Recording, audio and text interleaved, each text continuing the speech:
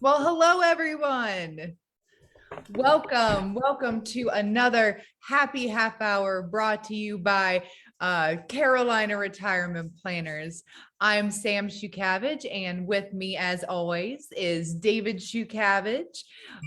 And behind the scenes is our director of client fun, Ms. Amy Dresky, making all the magic happen for you. Hey, Amy. Oh, what? I forgot to shut my door. Now you can It's barely because see we've me. had such a beautiful day for everyone who's tuning in from our Right? local general Wilmington, Leland area. I know that you're Gorgeous. hopefully enjoying this beautiful 70-ish, sunny, beautiful weather we're having today. Well, I we know got some folks in the mountains. I hope the mountains are equally sunny and maybe not quite as warm, but then they're not supposed to be, you know? I know. Uh,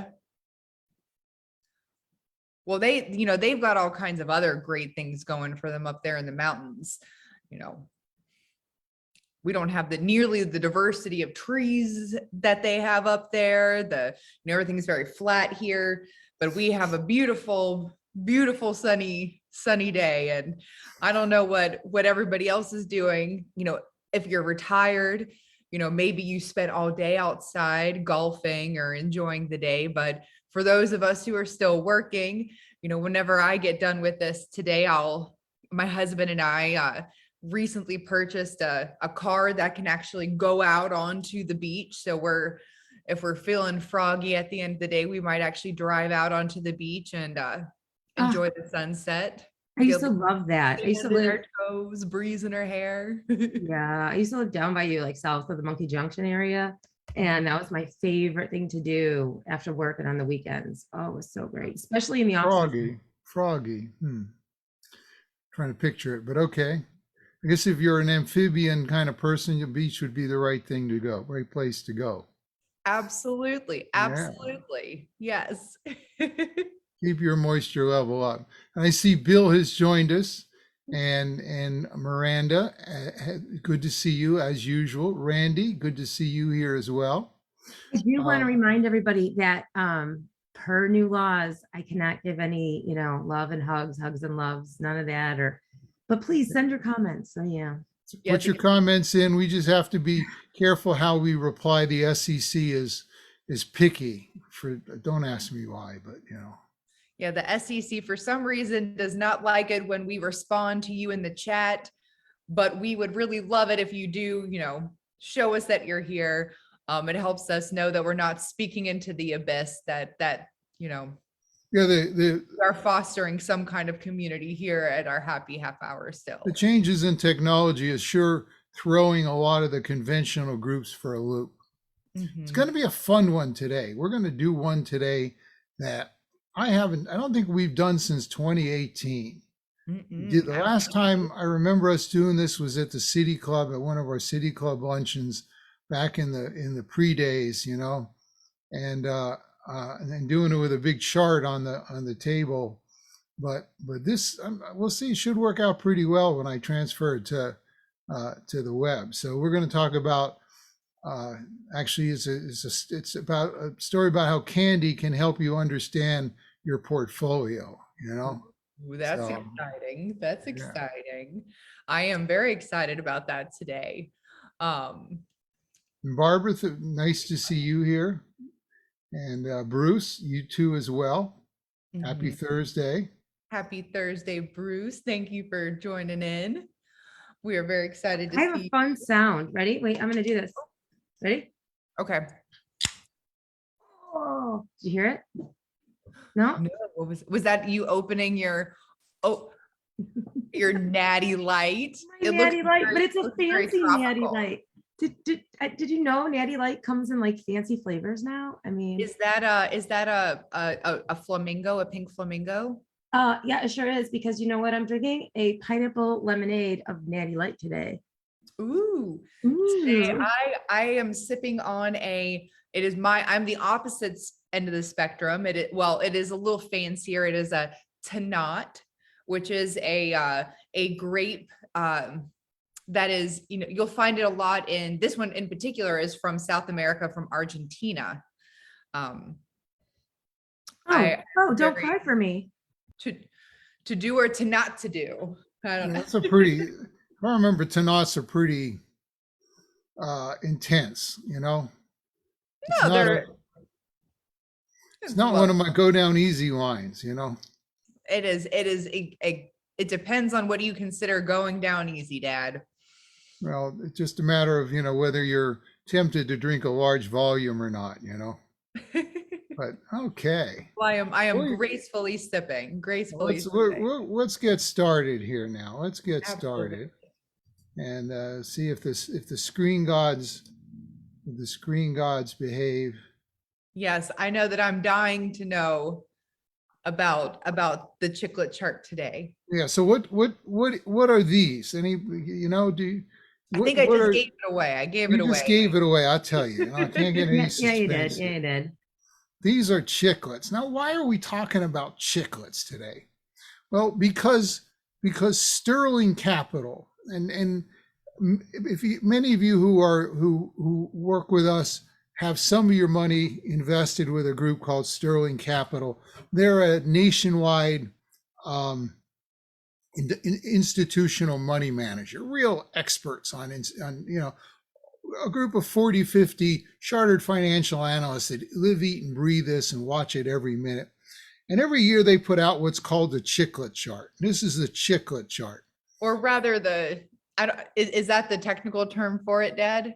Well, it's actually the periodic table of, it's actually in fact, you will be able to get one for yourself. Let me stop here for a second. If you're on here and you're one of those investment people, this is the periodic table of asset class returns.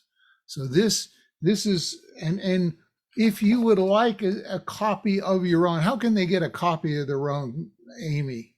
Oh, you know what? It's so easy. And I will put it in the comments for Facebook. But all they need to do is send us an email to info@carolinarp.com and we'll mail it to them. As you like to say, a uniformed employee of the US government will deliver it to their home. Bye-bye. And we'll mail you two versions. This is a nice version suitable for maybe putting on your refrigerator. But some of you out there, when we get done with this, I know are going to be, and you know who you are. You're going to want the big version. You're going to want the big version. So we're gonna provide these as we go along. But let's talk about what the Chiclet Chart is, and have some fun with it. Okay. What the Chiclet Chart does is it takes 11 asset classes: commodities, short-term bonds, intermediate-term bonds, foreign stocks, high-yield bonds, large cap value, small cap value, small cap growth, mid cap value, mid cap growth, and large cap growth. Takes 11 of these asset classes. And if you think about any given year, one of these is going to be higher than the other any given year. And one of them is going to be number 1 and one of them is going to be number 11. And it's not going to be the same order every year. Wouldn't it be kind of interesting to know over the last 20 years how these different commodities have stacked up against each other? So what they do is they have here on 2002, this was number 1 and this was number 11. And so these are better. Going up is better, going down is worse. Okay. And they've arranged these, and we're gonna take a look at some of how they moved anyway, but let's look at some ways we can use it. And for fun purposes, because this is truly fictional, it never really happened, but about 21 years ago, has it been that long? Anyway, maybe 22. I actually switched from being a engineer and management consultant to helping families and individuals aimed at retirement. And so let's say back in 2002, Harry walks in my office. Now, Harry's one of those guys that likes to know, kind of believes he knows it all himself. He says, David, I want you to do some investing for me, but I want to call the shots because I'm smart enough to know what's going to be what's best. So he looks that year in 2002, he looks at the assets that have done best and worst, and he sees, and to make it even more fun, we'll use colors. He sees that gray is number one. Mm-hmm. Okay. So gray, he says, man, gray was the top of the pile. I want you to invest my money in gray. I want all gray. All gray, because that's the number one that's the top of the pile. Well, why wouldn't you? It seems smart. Seems smart. That's, so we go to the next year, and gray has fallen from number one all the way down here to number like 10 or 11 anyway. So it's fallen way down to the bottom of the pile. Mm-hmm. And he says, well, I must have made a mistake, but now that I see light blue up here at top, if I look at this, light blue is doing really well this year. Switch my money to light blue. Light blue's obviously that's the best one going. Okay. Yeah. Okay. Makes sense. Makes sense. So we get to 2004, and now light blue has fallen from the top of the pile kind of down midway. Oh. Well, Harry still says, well, can't be the top every year. I still think light blue is good. I'm going to ride on with light blue. So he said, we'll leave it in light blue. Well, remember we started here, and the next year it fell halfway down, and now it's fallen even further to where it's kind of the bottom of the pile. And he says, man, that light blue's not doing well. But he says, wait a minute. He says, Gray's back on top. gray is back on top. Remember, it was the number one here in 2002. It's now the number two in 2005. And even though it dropped way down here to where it was kind of the bottom of the pile, he says, I should have never left gray. I was right to start.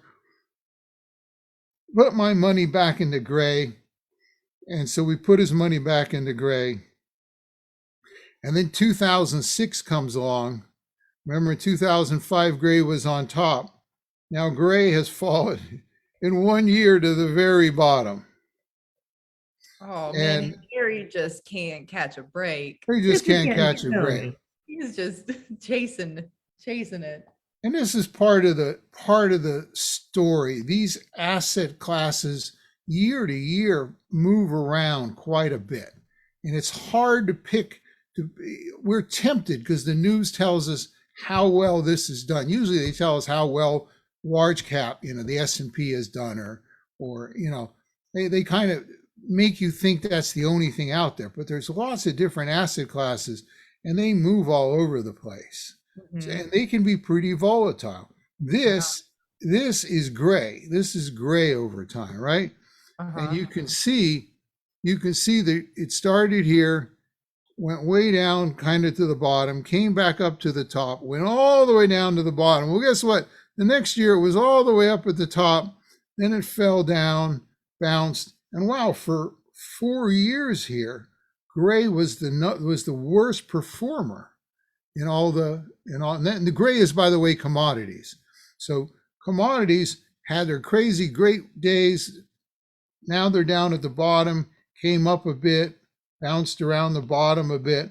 And now this year or last year, commodities were one of the best investments. We did a little, our happy half hour a couple of weeks ago. We used a slightly different set of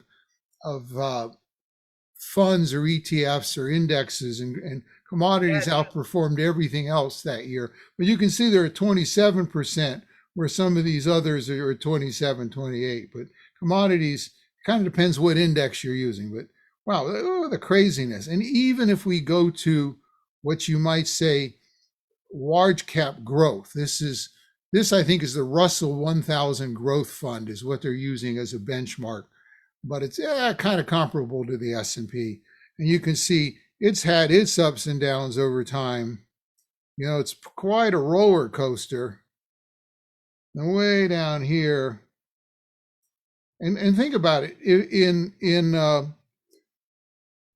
In 2002, it was negative 28%. If this went back a couple more years, you see a couple more years. That was the dot-com bubble bursting, remember? Yeah. In 2008, in 2008 here, it was minus 38%. Now would you like it if 38% of you're retired and 38% of your money goes away one year? Boom. You know? And even in years like we had 2018 where it lost 1.5% because 2018 was a year where just about everything fell. You know, so boy, these things jump around a lot. Well, what can you do about this, Sam? What's the magic? What's the solution? Well, it looks, if from, I to put it, I guess, don't put all your eggs in one basket. Yeah, you want to diversify. Spread it around, right? You want to diversify. So there's something on this chart that I didn't include that's on the chart. It's the white ones here that are throughout the chart. And that's called a diversified portfolio. And what Sterling did, and it's very simplistic, they just said, we're going to take an equal portion of everything and we're going to build a portfolio out of that. We're going to take, and it turns out to be, I think, 9.09%, because I think if you multiply that times 11, you get 100%. So they took 9.9%, 10% of everything of these 11, and they put them together to this diversified portfolio. And now if you look at the diversified portfolio, well, now it's kind of doing a nice job. You know, it's kind of riding the middle, right? It's kind of staying in the middle. Doesn't have any times when it's up at the top, doesn't have any times when it's down at the bottom. It's actually a pretty boring portfolio. And when you're in retirement, especially, you want a boring portfolio. You want something that's going to perform decently year after year without having crazy years where you lose a lot of money. And as a result, you don't get crazy years where you make a lot of money. You want just kind of middle of the road portfolio. You think about it, if you're climbing up a mountain, or, you could take a roller coaster there, or you could take a train that's chugging along nice and steady up the tracks. And so how did the diversified portfolio do versus the others? Well, over those 20 years, the diversified portfolio did about 8%. The best performer was the large cap growth. It did about 10.9%. So we didn't make quite as much money, but we didn't have the ups and downs. The worst performer was commodities, which did about 1.8%. All this is on the chart. If you request the chart, all this information is there along with the things they used. So this is kind of our lesson today, is that you want this boring portfolio. And if you're with a lot of the strategies we use, the alpha strategy, some of the others, is a mixture of stocks and bonds that seek to give us a boring portfolio. However, it's not a matter of like, let's do 9.09% equal of each one. What these guys do, these that spend their life studying it, is they say, oh, how much of this do we want? How much of this? It's not a cut and dried single number. They figure out what balance will give you the best over time based upon sort of the statistics. And also, if you're someone who says, wow, I don't want big ups and downs, because even in this portfolio, this diversified portfolio, we had one year, 2008, where it lost minus 29%. You probably don't want to lose minus 29. So in that case, they would probably mix in more bonds and things like that are a little safer. It's all modern portfolio theory, portfolio design. And that's one of the reasons, we have experts like Sterling do it. One of the things they do is every quarter they'll go in and they'll they'll look ahead one quarter and say, maybe we should do a little more stocks, a little less stocks, more US, a little less US, but that's part of the portfolio design procedure. So I hope this was helpful in understanding how, boy, the news seems to focus on one thing. They don't focus on a diversified portfolio. They try to give you whatever news is really good or really bad, which usually attached to one of these, the S&P or one of these ones that are crazy going up and down.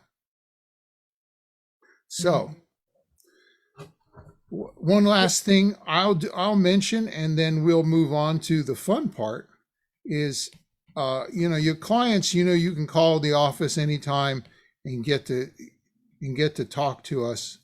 But we've also set up a website especially for people that may be a guest on the show.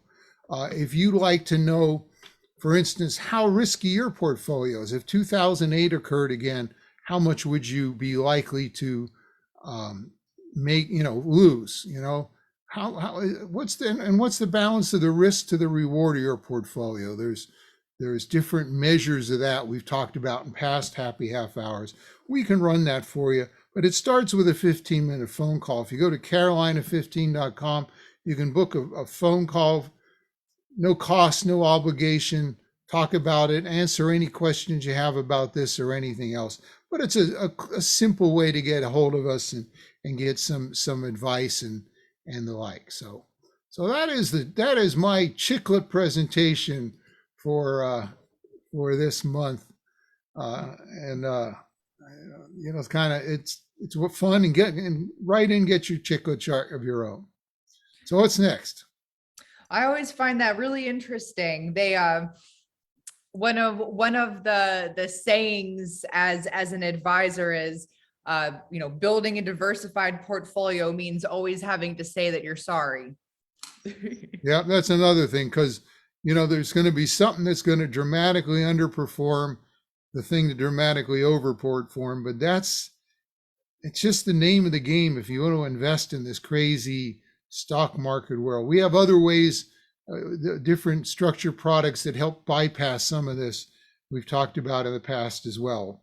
But when it comes to the market, this is a good little lesson. Oh, and you know what? One of the things that we skipped before we do our wine drawing, one of the things that we didn't do today was talk about what day it is today. And I just think that it's interesting given our heritage and our last name. Amy, or there's 2 days that I think are kind of cool.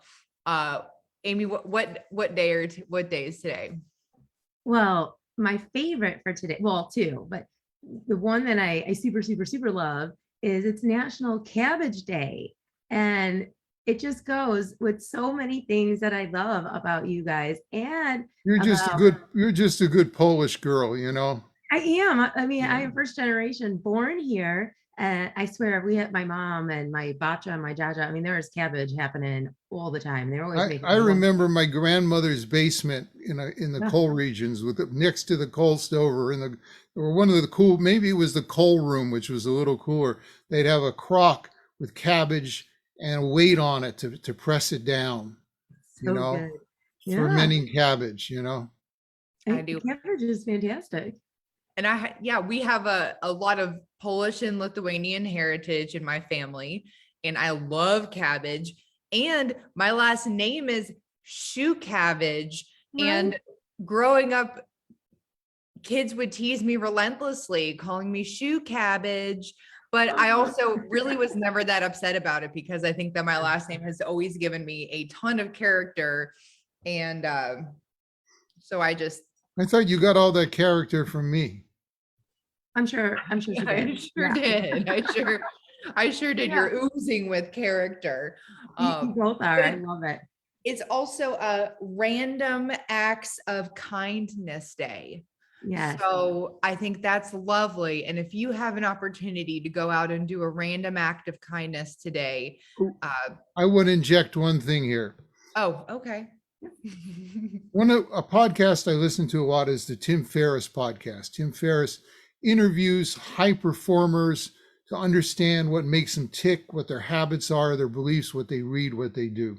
He Mhm. interviewed Scott Adams. Scott Adams writes Gilbert? Gilbert? Dilbert. Yeah. Oh yeah. Brilliant interview. I used to read But Dilbert all the time as a kid, one of the not things, having any idea about the workplace. I used to. one of the things that he asked each person is, if you could put a billboard up any place, a big billboard up to advertise something to a principal or something, what would it say? And of all the people he asked, Adams had the best one, and his is "Be kind."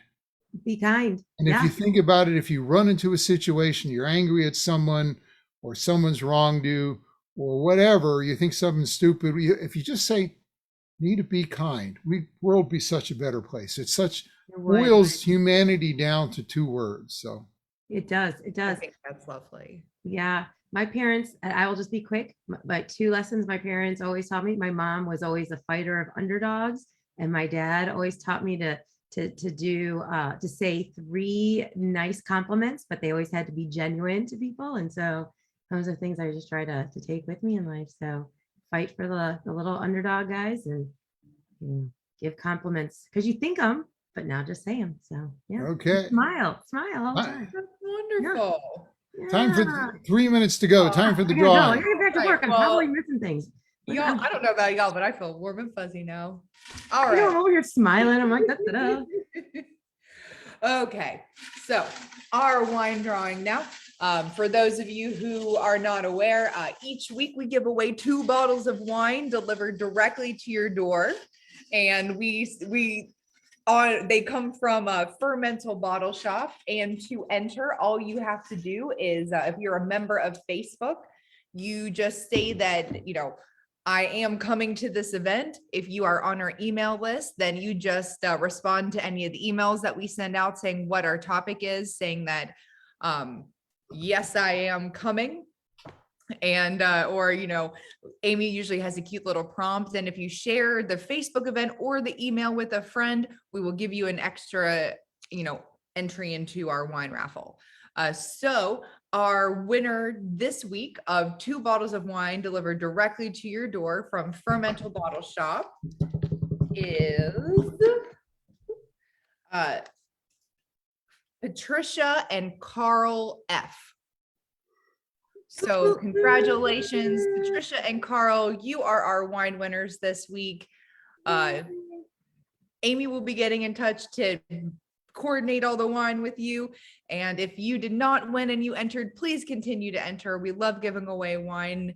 We love talking about financial topics, but we also really love giving away wine, and we'll continue to do it. We will. Well, I see my Until mom. next week, 4:30 next week for the next happy half hour.